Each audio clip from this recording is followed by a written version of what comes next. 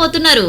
కల చెదిరింది, కథ మారింది, కన్నీరే ఇక మిగిలింది. అయ్యో ఏమైందిరా? బాధగా ఉందిరా. నీ బాధ నా బాధ కాదా? చెప్పు ఏందో అది. అదేరా మహిళా బిల్లు గురించే.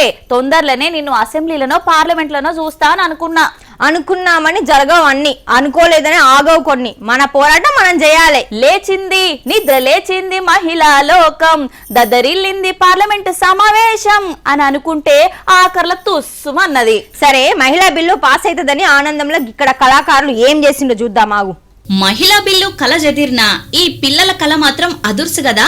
దశాబ్దాల కల నెరవేరబోతున్నది. చట్టసభలల్లా మహిళా గొంతు పెరగబోతున్నది. నింగి నేలనే కాదు, పార్లమెంటు అసెంబ్లీ కూడా మాదే.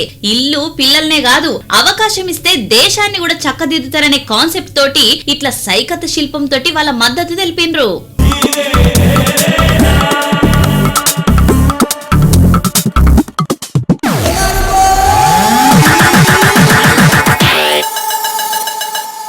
పదిహేడు అడుగుల వెడల్పు, 8 అడుగుల ఎత్తుతోటి దగ్గర 10 గంటల సేపు కష్టపడి ఈ సైకత శిల్పాన్ని రూపుదిద్దిండ్రు. తూర్పు గోదావరి జిల్లా రంగంపేటకు చెందిన దేవిన సిస్టర్స్ సోహిత ధన్యత టాలెంట్ ను మెచ్చుకుంటున్నారు.